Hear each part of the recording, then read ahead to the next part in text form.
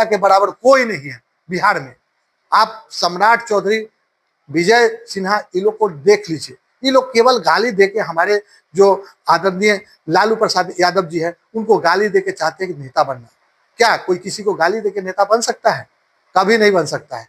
हमारे तेजस्वी प्रसाद यादव जी काम करना चाहते हैं और सारे जाति धर्म में उनका जो है स्नेह प्यार है और सभी जाति धर्म को लेके चलना चाहते हैं। इस बार युवा जो है सब लोग चाहता है कि तेजस्वी प्रसाद यादव जी का सरकार बने और वो युवाओं के लिए कुछ करे। साहेबगंज की जनता को आप क्या संदेश देना चाहेंगे अपनी ओर से, क्योंकि आप राजद के पुराने नेता भी हैं और लगातार आप जनसंपर्क कर रहे हैं अपने पार्टी को लेकर के, तो अपने क्षेत्रवासियों को क्या संदेश देंगे अपनी ओर से? साहेबगंज में अभी जो माने जो इलेक्शन होने वाला है, चुनाव होने वाला है, वो निर्णायक चुनाव होने जा रहा है और उस चुनाव के लेके सब लोग को जिम्मेवारी लेना होगा। पूरे साहेबगंज के लोगों को, किसी भी आदमी को टिकट मिलता है हमारे दल से तो उसको मदद करना है और उसको जिताना है, यही संदेश है मेरा। मुजफ्फरपुर के समाजसेवी के रूप में जाने जाते हैं और सबके सुख दुख में साथ निभाते हैं और जितना भी योजना है उसको मतलब कि लोग को बताकर दिलवाने का काम करते हैं। कोई भी समस्या हो उसको हल करवाते हैं और इस बार जो सरगर्मी तेज हो गया 2025 विधानसभा के चुनाव के लेके, और साहेबगंज से विधानसभा का चुनाव लड़ने जा रहे हैं और पार्टी का हरी झंडी नहीं मिला है और बहुत जल्द मिलने वाला है, इसके लिए क्या कहना चाहेंगे? अभी हम लोग के जो पार्टी है और हम लोग का गठबंधन जो है उसमें अभी तय नहीं हुआ है कि माने कौन पार्टी कितना सीट लड़ेगा।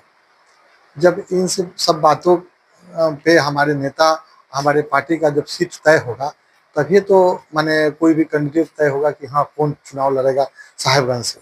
तो ये सब जो तय हो जाएगा उसके बाद आप लोग को भी पता चलेगा कि कौन सा कैंडिडेट आपके साहेबगंज से आ रहे हैं।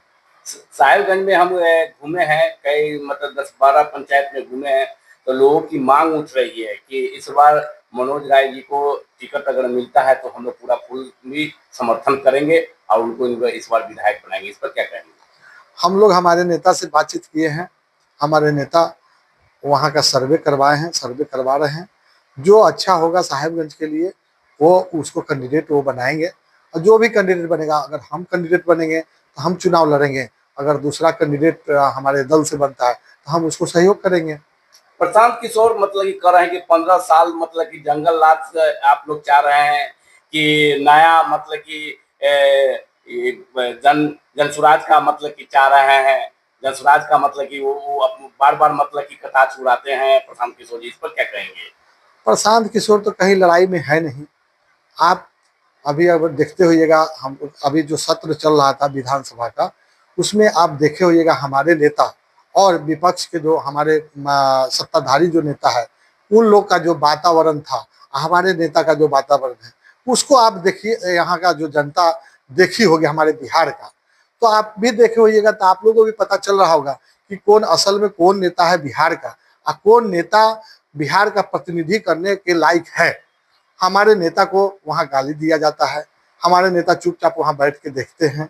आप देख लीजिए विधानसभा अध्यक्ष को भी बुरा लगा और विजय सिन्हा को उन्होंने डांटा और उनको बैठाया।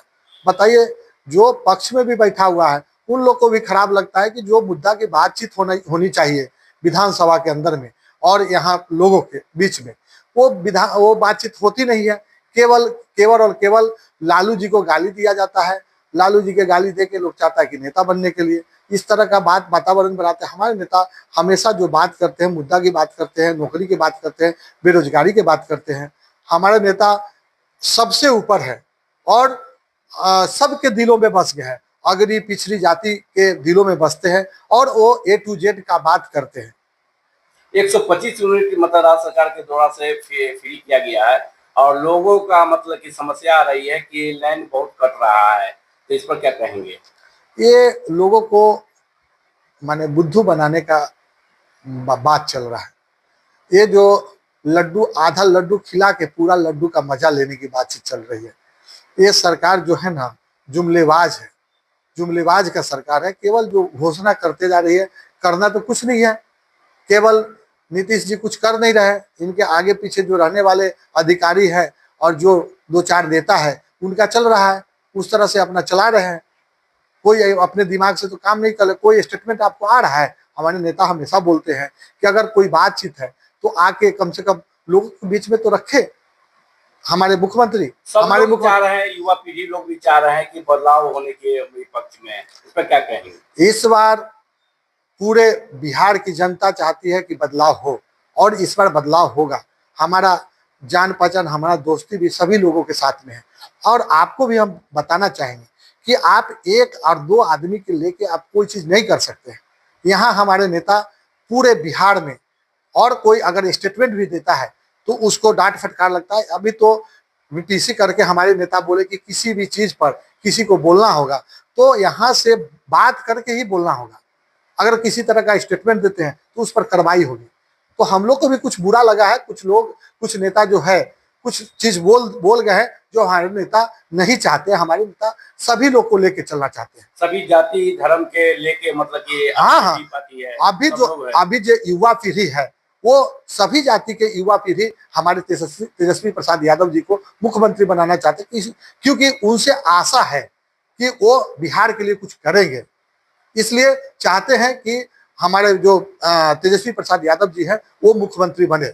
इसी तरह का स्नेह प्यार रहा युवाओं का, तो हमारे तेजस्वी प्रसाद यादव जी इस बार 25 में जरूर मुख्यमंत्री बनेंगे। और प्रशांत किशोर का कहना हुआ कि 9वीं फेल से क्या मतलब ये वो मुख्यमंत्री बनेंगे, क्या वो के विकास कर पाएंगे? जो हम मतलब कि जो है हमारी पार्टी की ओर से जो भी होंगे, मेरी सरकार होगी और जनता का राज होगा, ये बार बार बोल रहे हैं। आप बहुत ज्यादा पढ़े लिखे हैं और समाज के बारे में नहीं सोचते हैं, तो आपका पढ़ाई लिखाई बेकार है। हमारे नेता क्या पढ़े हैं नहीं पढ़े हैं, उनके स्टेटमेंट से सब लोग को पता चलता होगा। सब लोग देखते हैं, उनके भाषण को देखते हैं, उनके बात को सुनते हैं और उनसे सुन के कुछ सीखते हैं। हम लोग भी सीखते हैं, उनकी बातों को देखते हैं, उनके बारे में बगल से इस तरह से उग्र किया जाता है उनके उनके आदरणीय लालू प्रसाद यादव जी को कुछ बोल के, लेकिन हमारे नेता सिर नीचे करके सुनते रहते हैं, कुछ बोलते नहीं है। वो तो पूरे बिहार के जनता देखती रहती है कि क्या हो रहा है नहीं हो रहा है। सब लोग समझ रहे हैं कि हमारा नेता काम करना चाहता है, बेकार के उलझनों में नहीं पड़ना चाहते हैं।